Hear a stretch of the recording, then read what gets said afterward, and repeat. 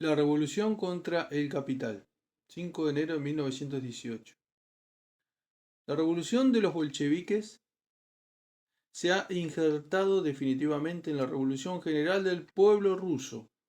Los maximalistas, que hasta hace 2 meses habían sido el fermento necesario para que los acontecimientos no se estancaran, para que no se detuviera la marcha hacia el futuro, produciendo una forma definitiva de reajuste que habría sido burgués, se han hecho dueños del poder, han asentado su dictadura y están elaborando las formas socialistas en las que tendrá que acomodarse, por último, la revolución para seguir desarrollándose armoniosamente sin choques demasiado violentos, partiendo de las grandes conquistas ya conseguidas.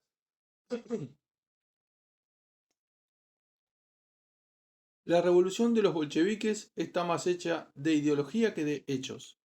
Por eso en el fondo importa poco saber más de lo que sabemos ahora. Es la revolución contra el capital de Karl Marx. El Capital de Marx era en Rusia el libro de los burgueses más que el de los proletarios. Era la demostración crítica de la fatal necesidad de que en Rusia se formara una burguesía, empezara una era capitalista, se instaurase una civilización de tipo occidental antes de que el proletariado pudiera pensar siquiera en su ofensiva, en sus reivindicaciones de clase, en su revolución. Los hechos han superado las ideologías. Los hechos han provocado la explosión de los esquemas críticos en cuyo marco la historia de Rusia habría tenido que desarrollarse según los cánones del materialismo histórico. Los bolcheviques reniegan de Karl Marx, afirman que con el testimonio de la acción cumplida de las conquistas realizadas que los cánones del materialismo histórico no son tan férreos como podría creerse y como se ha creído. Y sin embargo, también en estos acontecimientos hay una fatalidad. Y si los bolcheviques reniegan de algunas afirmaciones de El Capital, no reniegan en cambio de su pensamiento inmanente, vivificador. No son marxistas, y eso es todo. No han levantado sobre las obras del maestro una doctrina exterior de afirmaciones dogmáticas e indiscutibles. Viven el pensamiento marxista, el que nunca muere, que es la continuación del pensamiento idealista italiano y alemán, y que en Marx se había contaminado con incrustaciones positivistas y naturalistas. Y ese pensamiento no sitúa nunca como factor máximo de la historia los hechos económicos en bruto, sino siempre el hombre, la sociedad de los hombres que se reúnen, se comprenden, desarrollan a través de esos contactos, cultura, una voluntad social colectiva y entienden los hechos económicos, los juzgan y los adaptan a su voluntad hasta que ésta se convierte en motor de la economía, en plasmadora de la realidad objetiva, la cual vive entonces, se mueve y toma el carácter de materia telúrica en ebullición, canalizable por donde la voluntad lo desee y como la voluntad lo desee. Marx ha previsto lo previsible. No podía prever la guerra europea, o mejor dicho, no podía prever que esta guerra habría durado lo que ha durado e iba a tener los efectos que ha tenido. No podía prever que en 3 años de sufrimientos indecibles, de indecibles miserias, esta guerra iba a suscitar en Rusia la voluntad colectiva popular que ha suscitado. Una voluntad de esa naturaleza necesita normalmente para constituirse un largo proceso de infiltraciones capilares, una larga serie de experiencias de clase. Los hombres son perezosos, necesitan organizarse exteriormente primero, en corporaciones y ligas, y luego íntimamente en el pensamiento, en las voluntades, de una continuidad incesante y múltiple de estímulos exteriores. Por eso, normalmente los cánones de crítica histórica del marxismo captan la realidad, la aferran en su red y la tornan evidente y distinta. Normalmente, las dos clases del mundo capitalista producen la historia a través de la lucha de clases en constante intensificación. El proletariado siente su miseria actual, se encuentra constantemente sin asimilar por ella y presiona sobre la burguesía para mejorar sus condiciones. Lucha, obliga a la burguesía a mejorar la técnica de la producción, a conseguir que ésta sea más útil para que resulte posible la satisfacción de sus necesidades más urgentes. Es una afanosa carrera hacia el perfeccionamiento que acelera el ritmo de la producción e incrementa constantemente la suma de los bienes que servirán a la colectividad. En esa carrera caen muchos y dan más urgencias al deseo de los que se mantienen, y la masa está constantemente agitada y va pasando de caos pueblo a entidad de pensamiento cada vez más ordenado y cada vez es más consciente de su potencia, de su capacidad de hacerse con la responsabilidad social, de convertirse en árbitro de sus propios destinos.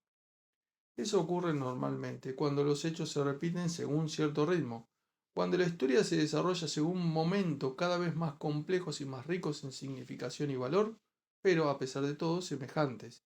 Mas en Rusia la guerra ha servido para sacudir las voluntades. Estas, a causa de los sufrimientos acumulados en 3 años, se han encontrado al unísono mucho más rápidamente. La carestía era acuciante, el hambre, la muerte de inanición podía afectarles a todos, aplastar de un golpe a decenas de millones de hombres. Las voluntades se han puesto al unísono, primero mecánicamente y luego activamente, espiritualmente, a raíz de la primera revolución. La predicación socialista ha puesto al pueblo ruso en contacto con las experiencias de los demás proletariados. La predicación socialista permite vivir dramáticamente en un instante la historia del proletariado, sus luchas contra el capitalismo, la larga serie de los esfuerzos que ha de realizar para emanciparse idealmente de los vínculos del servilismo que hacían de él algo abyecto, para convertirse así en conciencia nueva, en testimonio actual de un mundo por venir. La predicación socialista ha creado la voluntad social del pueblo ruso. ¿Por qué había de esperar que se renovase en Rusia la historia de Inglaterra, que se formase en Rusia una burguesía, que se suscitara la lucha de clases y que llegara finalmente la catástrofe del mundo capitalista? El pueblo ruso ha pasado por todas estas experiencias con el pensamiento, aunque haya sido con el pensamiento de una minoría. Ha superado esas experiencias y se sirve de ellas para afirmarse ahora.